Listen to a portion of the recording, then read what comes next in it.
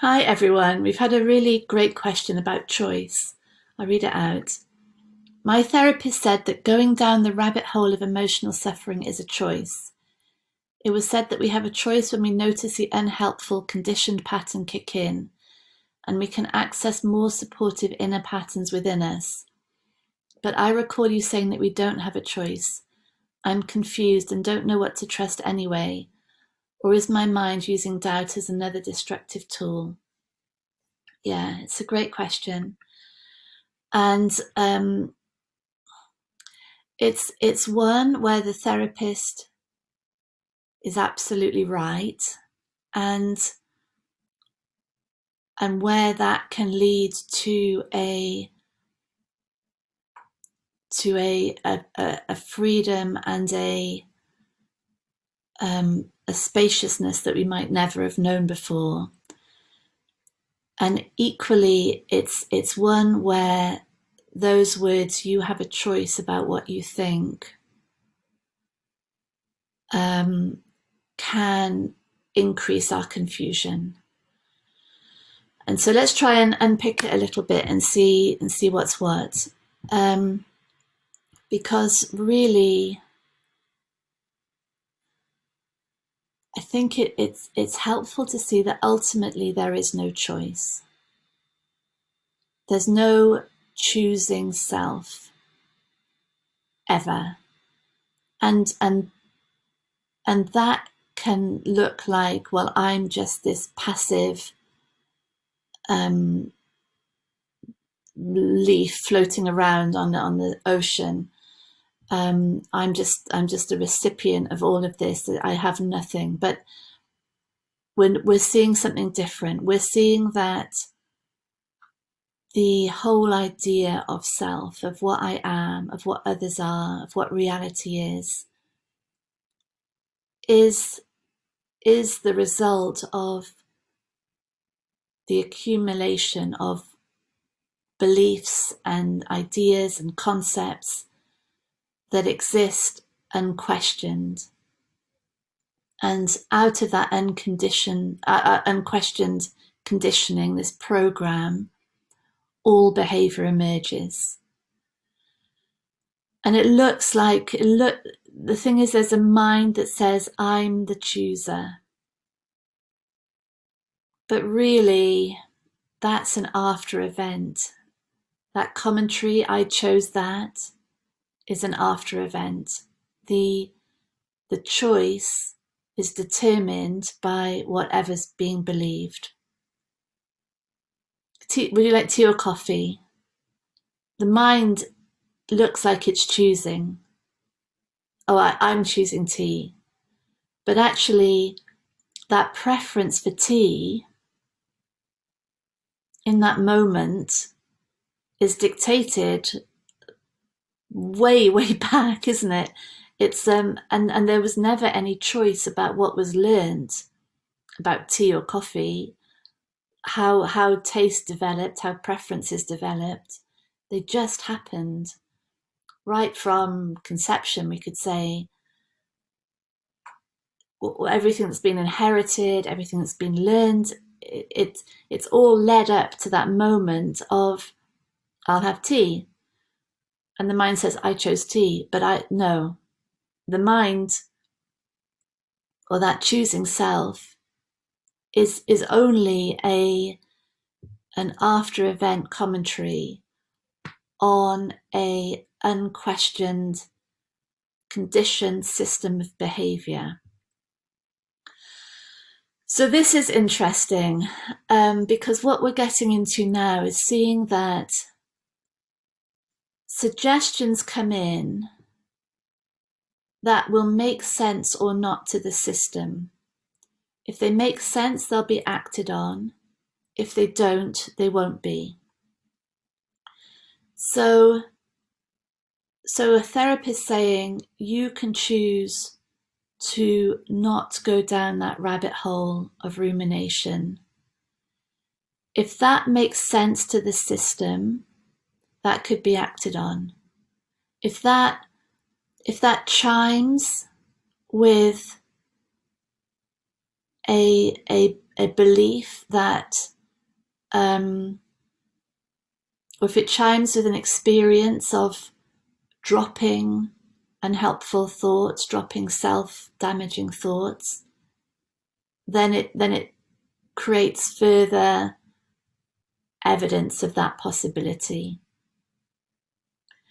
When it doesn't, when those words come in that say you can choose not to think the stuff that creates suffering, then and everything in our being is saying the opposite.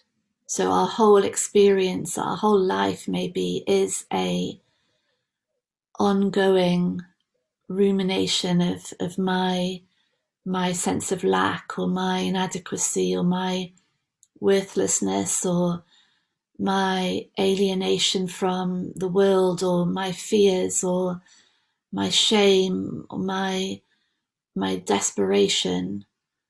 And in comes a sentence that says you can choose not to think that, but I can't choose not to think that. These thoughts are so embedded and so believable that all that's happening now is an addition really of self-blame, because it's saying you the self are doing the thinking. You're the thing that is generating these thoughts, and you should control which thoughts are active, which are rejected, which are believed.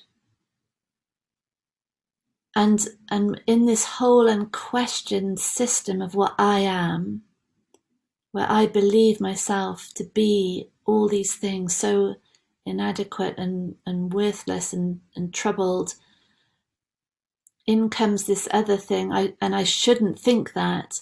So now I feel even worse, because it's just a layer now of self-blame. I'm like this, and I shouldn't be like this, but I can't stop being it, is just more rumination, actually.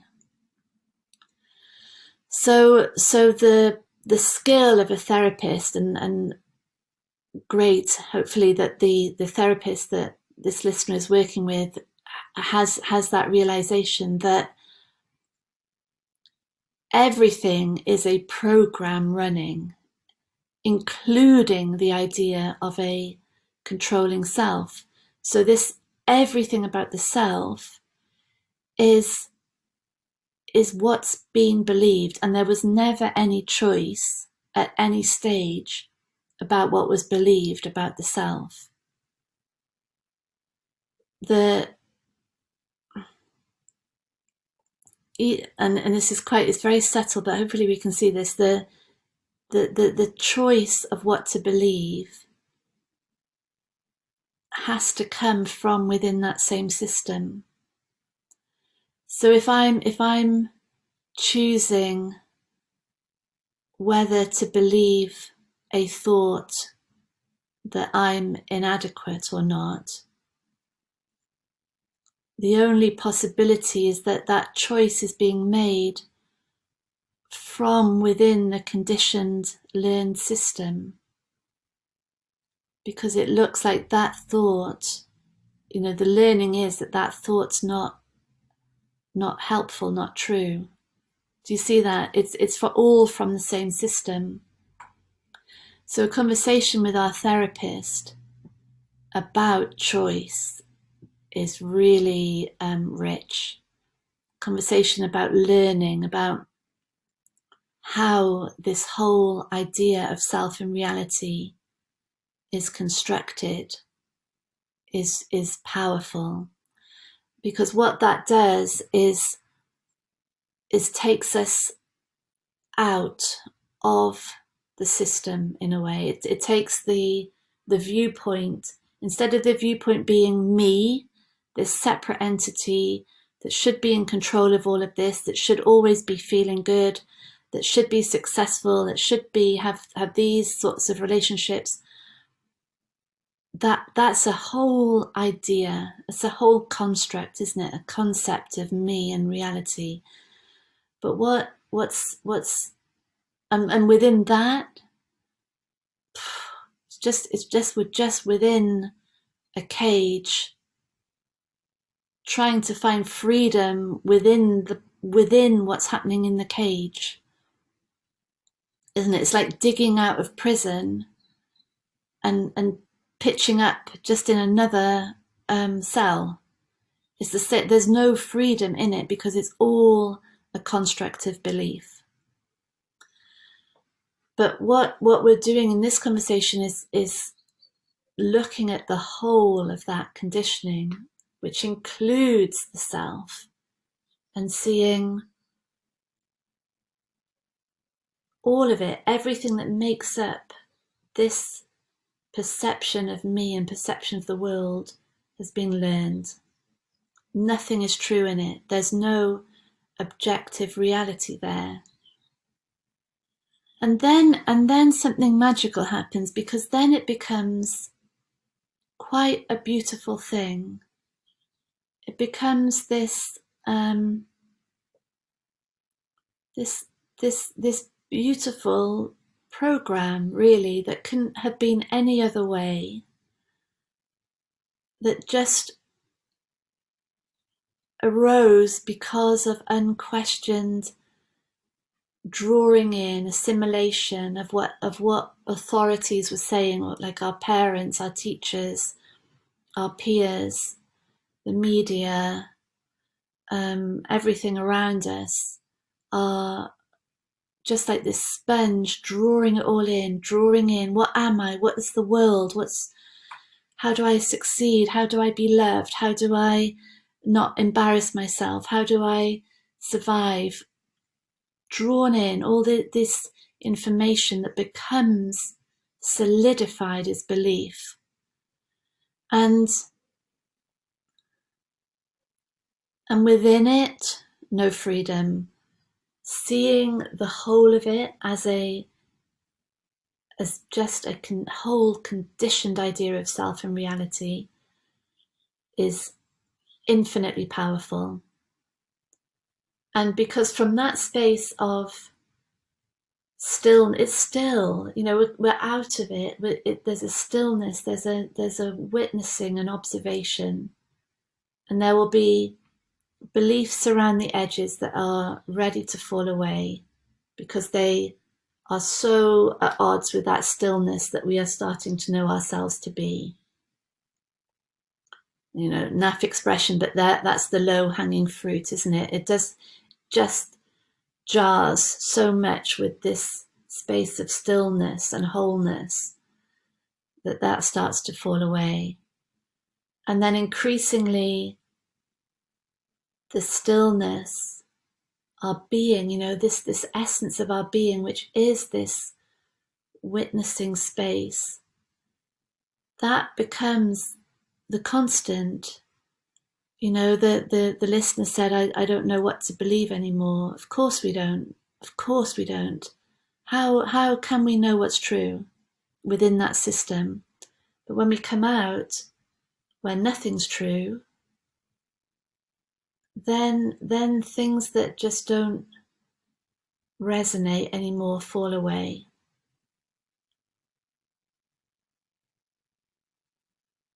Yeah.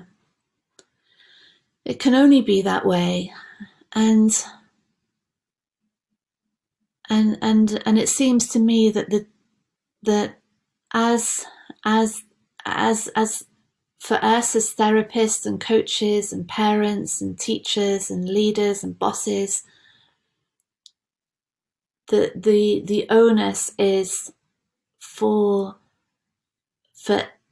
this self idea to be cleaned up, really, to be seen for what it is, and then from that space to speak to the stillness that we know ourselves to be, to speak to that in our children, in our clients, in our employees.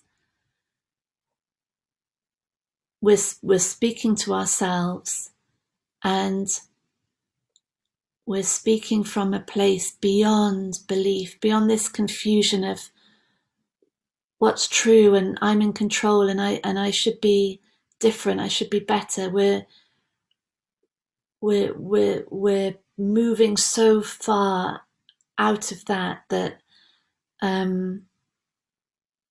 we're not in that wrangle anymore of control and belief, where we're seeing the whole system for what it is.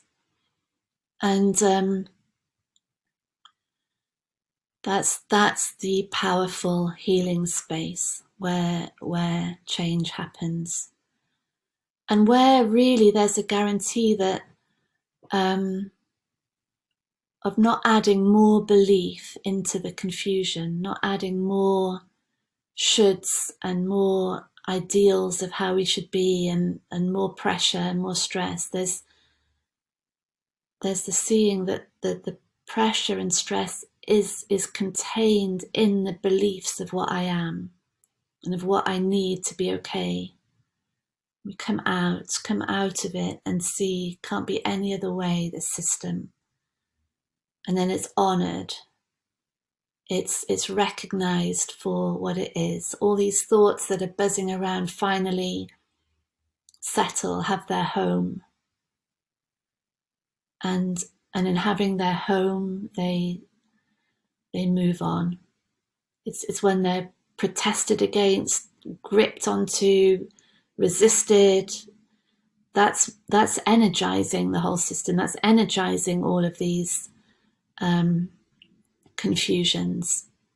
Come out and see that choice is it's not a thing. It's not that there's choice, and it's not that there's no choice. It's just that it's not relevant. It, for what we really are, when we see that we are this witnessing presence, and that the body mind, which isn't us, which is just what's being perceived, was created just from what was learned, what was believed.